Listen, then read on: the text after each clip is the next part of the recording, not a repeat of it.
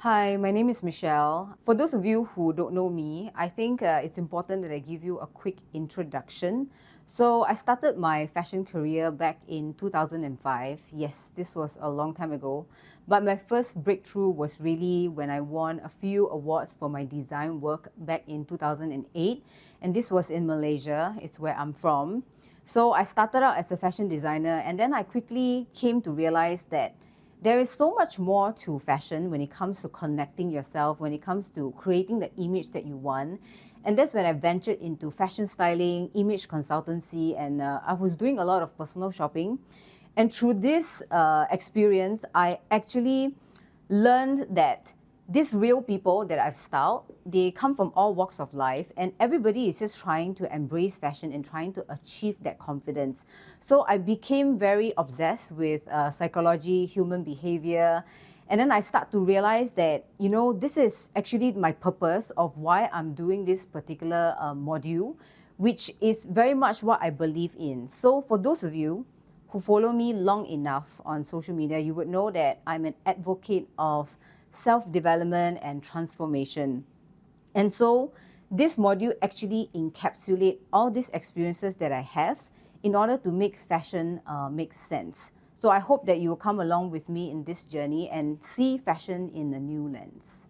So to give you an overview of what this course is going to be all about, I think it's important that I highlight that it's going to be unlike many other fashion courses that you have seen, because out there, people really focus a lot more on the technical aspect of fashion, which is, don't get me wrong, it is extremely important. Learning about your body shape, proportion, your skin tone, and even what are the latest trends are extremely important. It's just that as I go along my journey, educating and coaching people when it comes to fashion, it is more than just superficial. After all, fashion is not fashion if it's not wearable, if it's not relatable, and most importantly, if it's unable to help you to truly feel confidence to achieve your life goals. Fashion in a way is not being used towards its advantage. And so this module is going to be focusing more on those parts and not more on the technical aspects of fashion. Now, I have split this into 3 parts.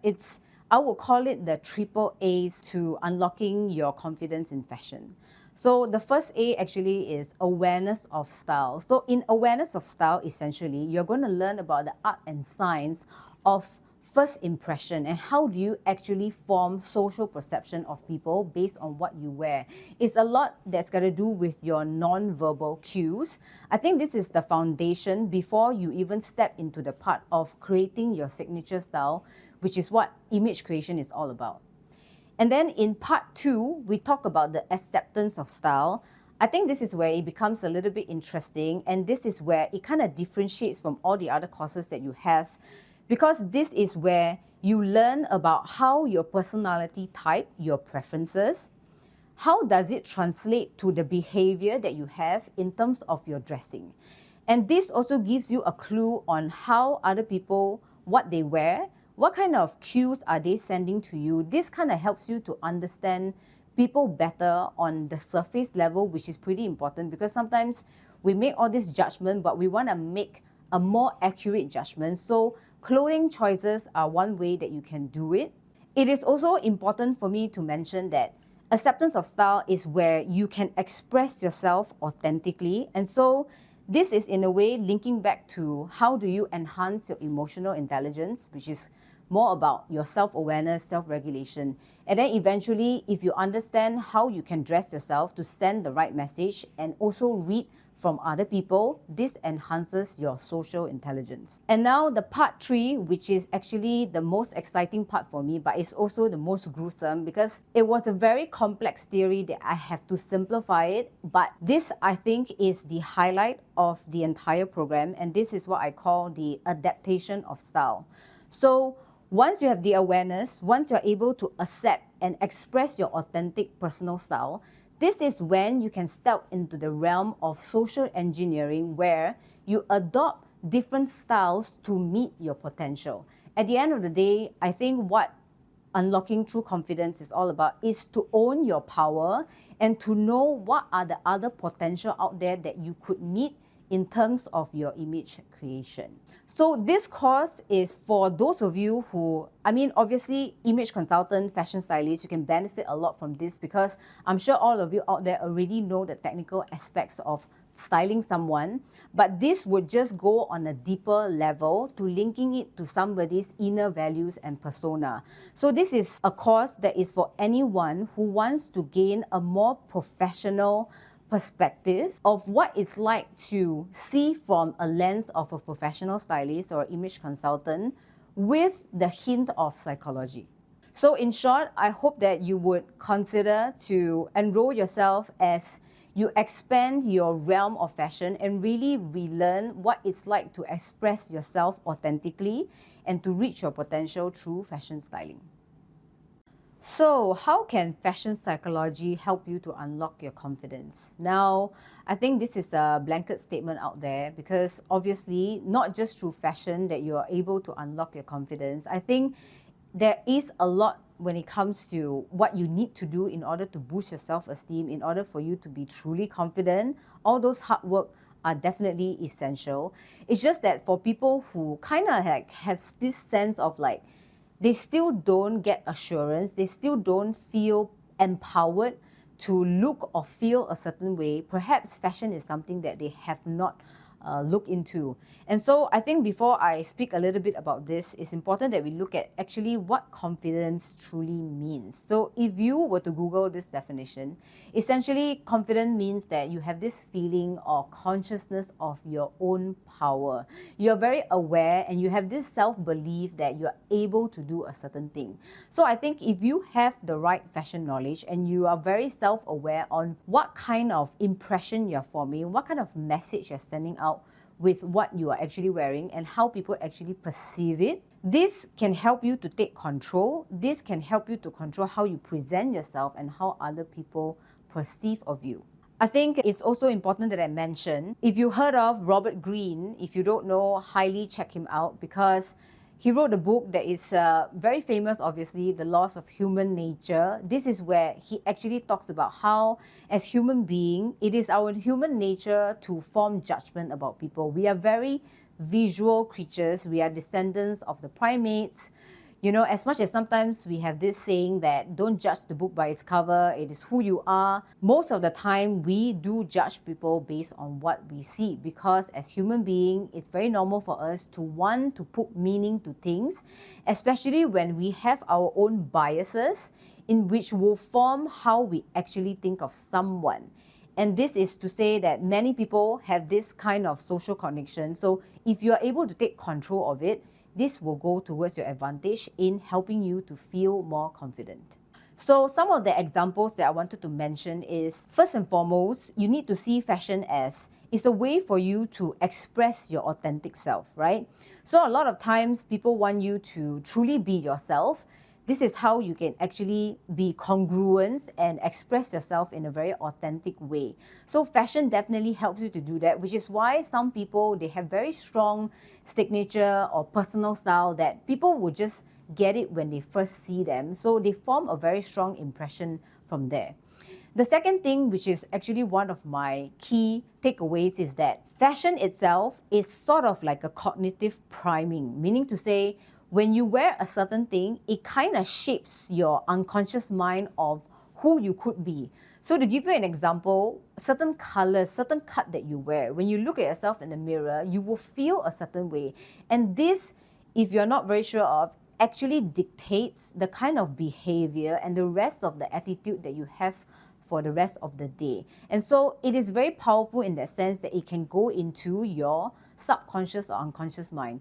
There are a lot of saying, self-affirmation, the words that you speak to yourself, it needs to be encouraging and empowering in that sense. So clothing shouldn't be any different. It's just that a lot of people are not aware of it. And then lastly, of course, there are a lot of symbolic meaning to fashion. A lot of times we come from different culture, we have different beliefs and values. This can be translated through fashion too. It is a way for you to take control of your storytelling that people can get out from you. So this, in a way, you can control the kind of judgment that people would have more than not being aware of it. Lastly, I just want to credit some of these important people because I think along the way when I was developing this module. I learned a lot from really just Sigmund Freud, Carl Jung, even MBTI itself, which I'm actually certified on this particular topic. I've not just learned really how people make the choices that they make, it also helps me to think about, oh, why they wear a certain way, what it's saying about them. And lastly, I obviously binge a lot on YouTube and podcasts, and I got to know C.S. Joseph. He really brought me into this perspective of the four sides of the mind, which is from Dr. John Beebe. So when I went deep into this, I realized that, wow, there's actually a lot of fashion elements that you could weave into this concept. And so I'm actually very excited to share with you the rest of the course. So here's my personal style journey. I think it's going to help you to better understand why I do the things that I do and the content that I'm putting out.